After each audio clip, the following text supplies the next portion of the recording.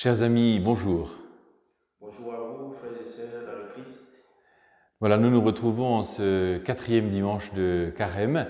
Nous sommes empêchés de nous retrouver dans nos églises pour les célébrations dominicales. Mais commence aujourd'hui la 2e saison de notre série Covid Carême. Et nous méditons ce passage de l'Évangile, dans l'Évangile de Saint Jean, épisode que l'on appelle celui de l'aveugle-né. En ce temps-là, sortant du temple, Jésus vit sur son passage un homme aveugle de naissance.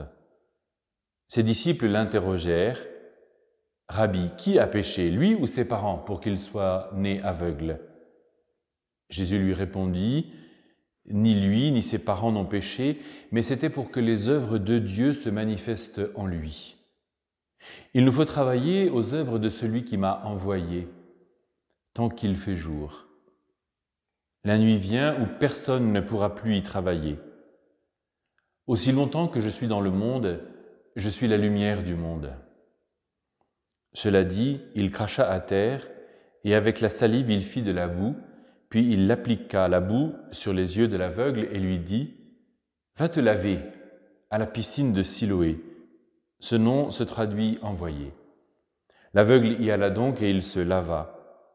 Quand il revint, il voyait. Ses voisins et ceux qui l'avaient observé auparavant, car il était mendiant, dirent alors « N'est-ce pas celui qui se tenait là pour mendier ?» Les uns disaient « C'est lui ». Les autres disaient « Pas du tout, c'est quelqu'un qui lui ressemble ». Mais il disait « C'est bien moi ». Et on lui demandait « Alors comment tes yeux se sont-ils ouverts ?» Il répondit « L'homme qu'on appelle Jésus a fait de la boue, il me l'a appliqué sur les yeux et il m'a dit « Va à Siloé et lave-toi ». J'y suis donc allé et me suis lavé, alors j'ai vu.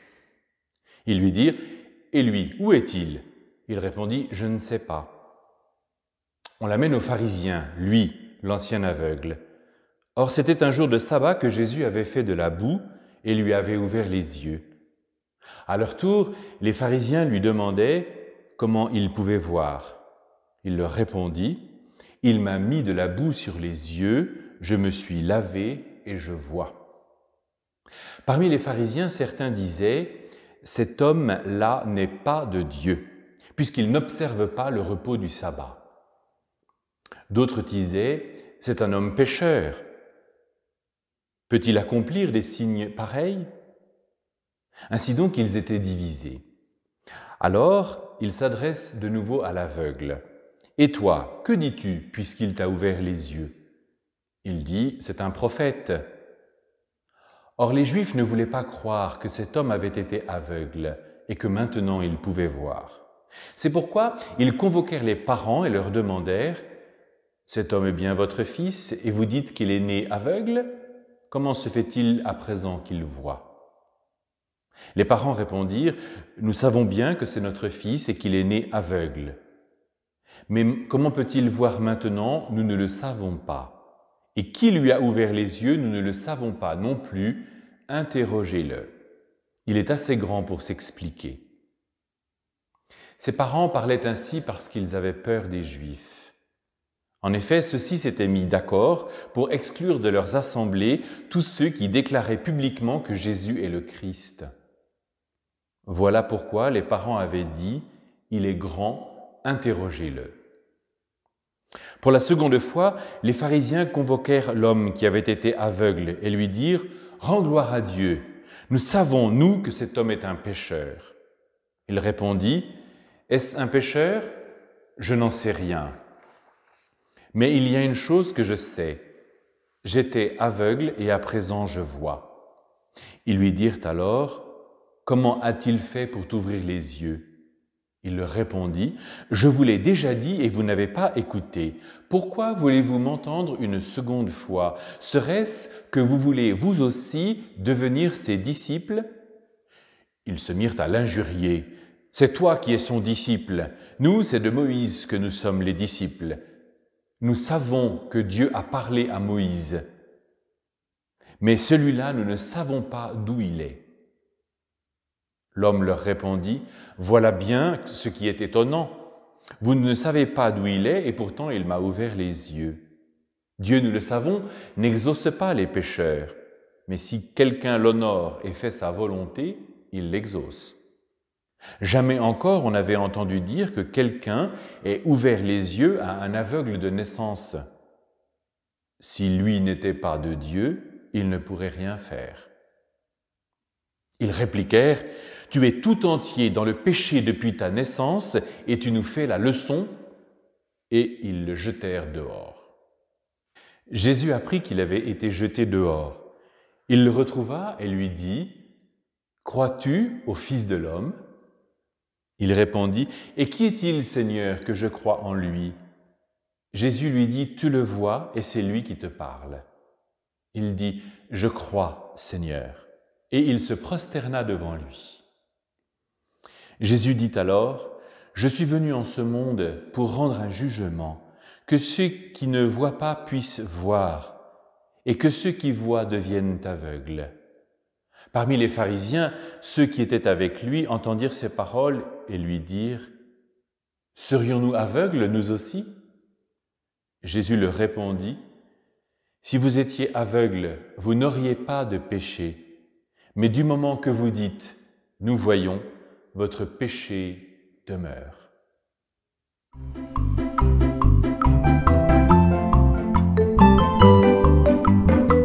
Frères et sœurs, le 4e dimanche du carême, traditionnellement désigné dimanche Léthari, est empreint d'une joie qui, dans une certaine mesure, adoucit le climat de pénitence du Saint-Temps de Carême, auquel s'ajoute la dure épreuve du confinement et de l'angoisse provoquée par le Covid-19. La liturgie de ce jour nous invite à transformer nos larmes, nos pleurs en joie et à convertir nos anxiétés en espérance. C'est d'ailleurs ce qui apparaît dans l'antienne d'ouverture de la liturgie de ce jour. Réjouissez-vous avec Jérusalem, exultez à cause d'elle. Avec elle, soyez pleins d'allégresse, vous tous qui portiez son deuil.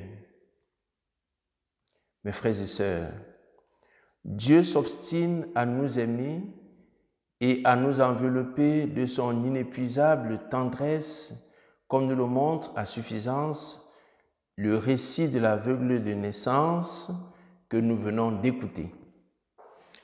Il s'agit pour nous, chrétiens et chrétiennes, d'être davantage attentifs à la voix vivante de Dieu qui est amour, prévoyant et sage.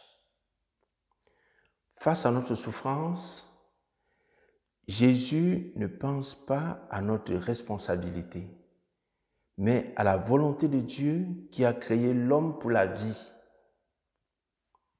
Il me semble que c'est la raison pour laquelle il dit « Il nous faut réaliser l'action de celui qui m'a envoyé. Tant que je suis dans le monde, je suis la lumière du monde. »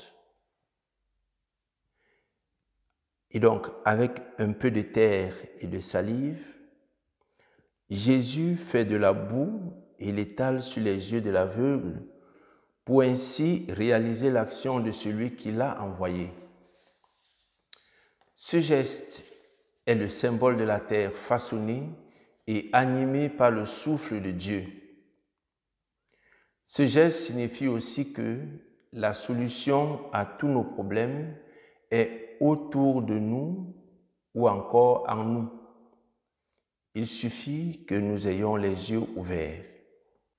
Adam, en effet, signifie sol.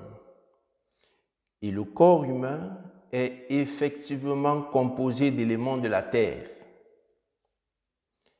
En guérissant l'homme, Jésus réalise une nouvelle création.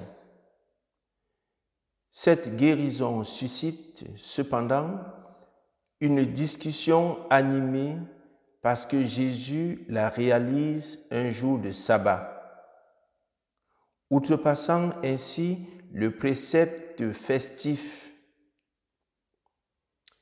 Ainsi, à la fin du récit, Jésus et l'aveugle se retrouvent tous deux expulsés par les pharisiens. L'un pour délit de droit commun et l'autre parce que, malgré sa guérison, il reste marqué comme pécheur depuis sa naissance. Jésus révèle à l'aveugle guéri qu'il est venu dans le monde pour accomplir un jugement, pour séparer les aveugles que l'on peut guérir de ceux qui ne se laissent pas guérir, car ils sont persuadés d'être saints. L'homme est porté par la forte tentation de se construire en un système de sécurité idéologique. La religion elle-même peut devenir un élément de ce système, tout comme l'État athée ou laïque, mais de cette manière, on reste aveuglé par son égoïsme. Chers frères et sœurs, laissons-nous guérir par Jésus qui s'obstine à nous donner la lumière de Dieu. Confessons nos cécités, nos myopies et surtout notre orgueil et notre arrogance. Que la très sainte Vierge Marie, Notre-Dame de Fouvière, nous vienne en aide et nous illumine grâce à son intercession. Amen. Merci Père Gabriel pour cette méditation du 4e dimanche de Carême. En ce dimanche, je voudrais que nous prions tout particulièrement pour les catéchumènes qui se préparent au baptême. Vous le savez, pour les 3e, 4e et 5e dimanches de Carême, il y a pour eux une étape majeure qui est celle des scrutins. Ce jour où ils reçoivent la force que Dieu donne pour vivre en chrétien tout au long de notre vie. Que la parole de Dieu leur donne cette capacité de choisir ce qui est bien et la force de l'accomplir, de discerner ce qui est mal et de l'éviter. Cette étape ne pourra pas être vécue ce dimanche, ni probablement dimanche prochain. Alors je vous propose de prier tout particulièrement pour Marie, pour Rodrigue et pour les catéchumènes de tous les pays où les célébrations dominicales n'auront pas pu avoir lieu. Nous prions bien sûr, le Père Gabriel et moi, à toutes vos intentions à l'occasion des messes privées que nous célébrons.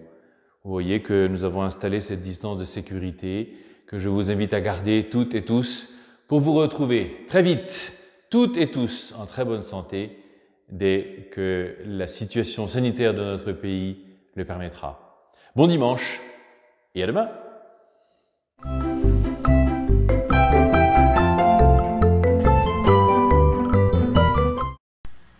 En cette période, essayons de rester positifs. Gardons notre sourire. Gardons notre espoir, notre bienveillance. Soyons solidaires les uns envers les autres. Je vous encourage à prier notre Seigneur, notamment, particulièrement pour les personnels soignants. Ils le méritent. Chaque jour, c'est un combat pour eux. Prions pour leur donner de l'espoir, de la force, du courage. Ne l'oubliez pas, le Seigneur est avec nous. La vie est belle.